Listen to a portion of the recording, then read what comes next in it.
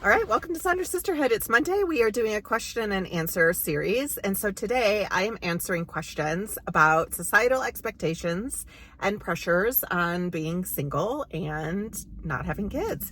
So we are going to get right down to it. Let's see what the internet wants to know about societal expectations and pressures and these two topics. How do you handle people asking, why don't you have kids? Or why are you still single?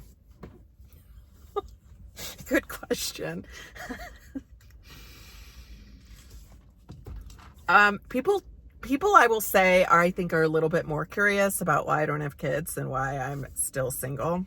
I don't know, maybe they're asking the single part more behind my back, but I'll go with why don't you have kids first. So it really depends in the context in which I'm being asked it, who's asking it. I will give that caveat.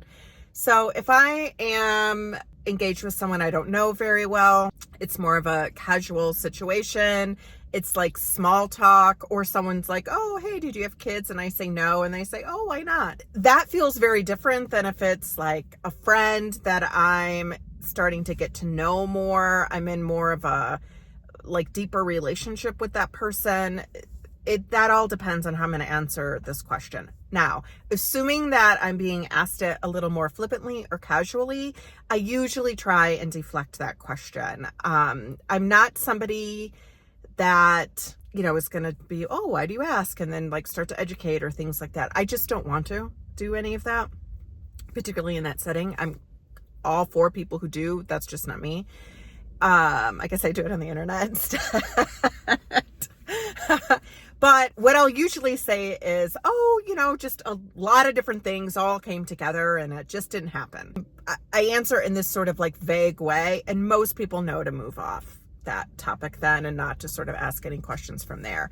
And in all honesty, when I'm asked, why are you still single? I will say that doesn't happen as much, but when I am asked that question, I kind of answer it the same way. Oh, or I just say, I don't know. Do I know? I think I have some ideas, right? When I sit back and examine it. But again, it depends on the context in which I'm being asked this. There's never really, there is sometimes, I suppose, right?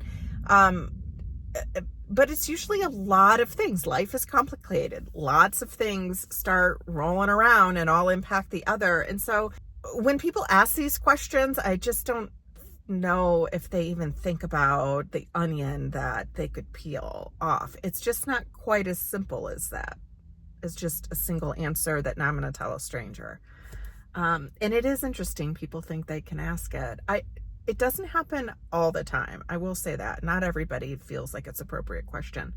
And when it is asked to me, I can tell that I've caught somebody off guard when I say I'm not married or I don't have kids. And so it's more of like they just don't know what to do. Do you feel judged or misunderstood by friends, family, or society?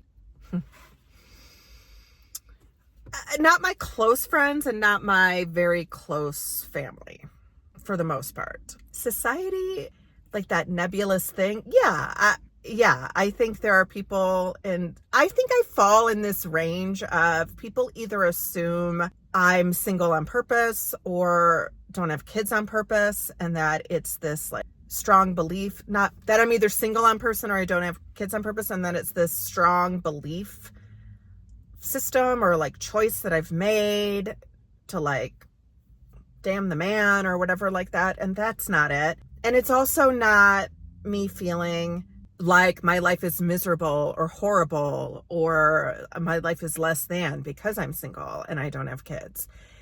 It's neither one of those sort of polar opposites. And I think this is one of those topics where society really sees this or lives and thinks about these things in these sort of one side or the other side issue. I guess we do that with a lot of stuff right now.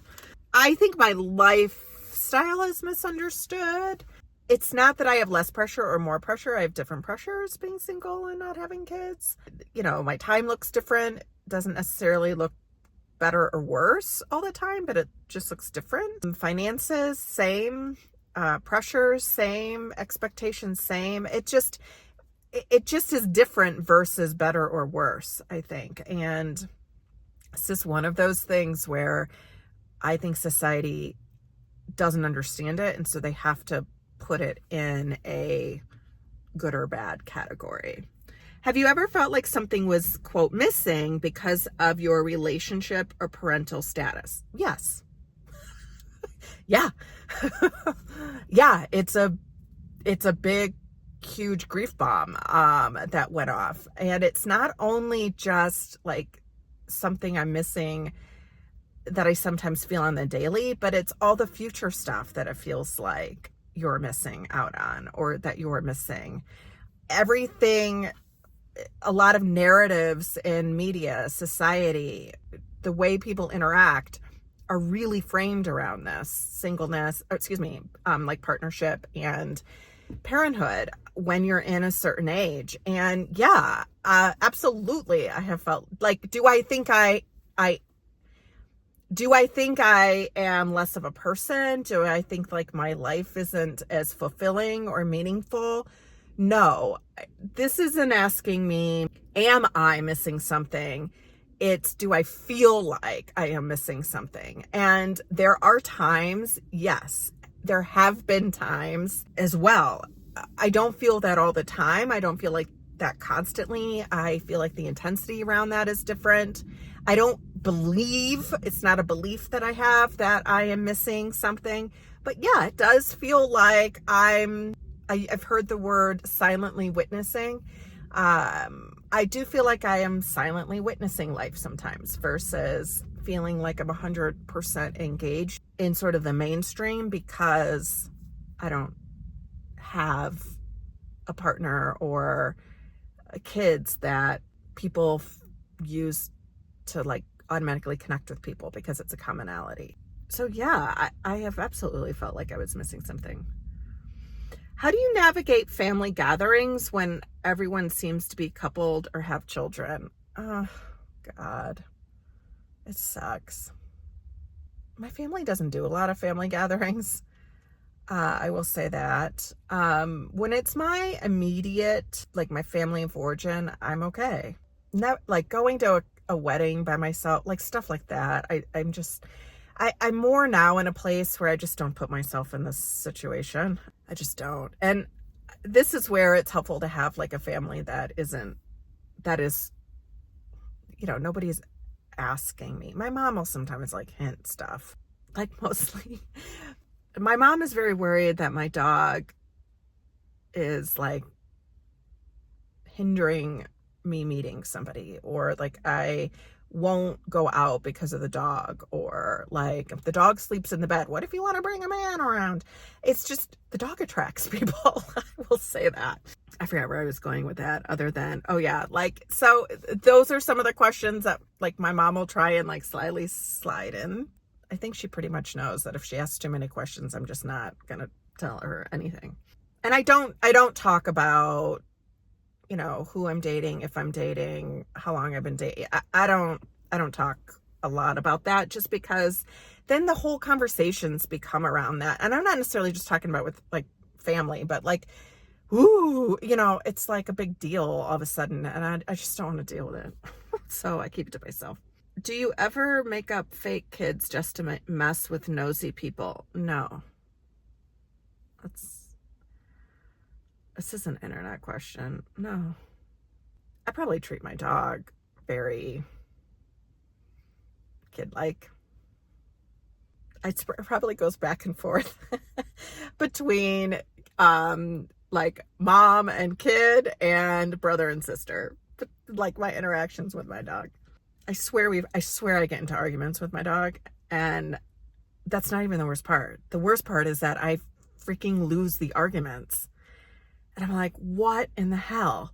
Or I'll be doing something and I'm like, I'm not doing that. He's just trying to train me to do that. And then he becomes successful at it. And there I am picking something up that he's knocked around that he wants. And I'm like, God, I hate myself right now for not having the strength to train him. But I mean, he's trained in some ways, but he is trained to manipulate me. What's the most bizarre piece of advice someone's given you about being single or childless? I don't think I've gotten a lot of advice. There's not a lot of people that like really know a whole lot about being childless.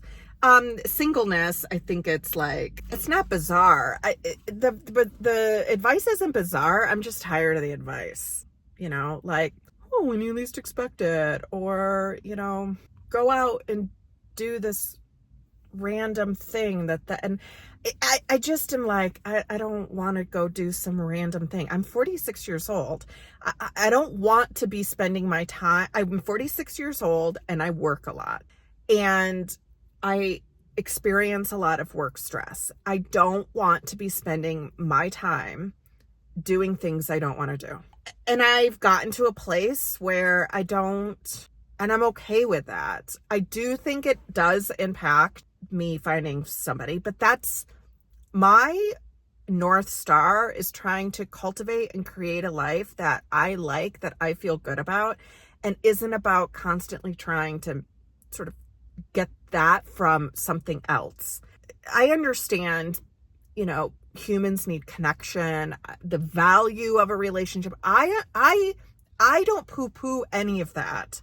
It's just, I also have to think about it in a balanced way, because I want to spend my time doing the things that bring me joy, that help reduce my stress, that help me create a life that is meaningful, purposeful, and fun. And I do strongly believe that if I do that within my context, I'll be a better partner for anybody if somebody should come along, or if something like that happens. So I hold on to that. That's what I believe. All right. So those are the end of the questions for today. Next Monday, we will do, what are we doing next Monday? Oh, Lord. Relationship and dating. Okay. Next Monday, which will be the 6th, I will answer some questions on relationship and dating as somebody who is single, over 40, and doesn't have kids. Subscribe to Saunders Sisterhood for more videos for the single and for the childless, not by choice person. It's good to see you guys. I'll see you soon.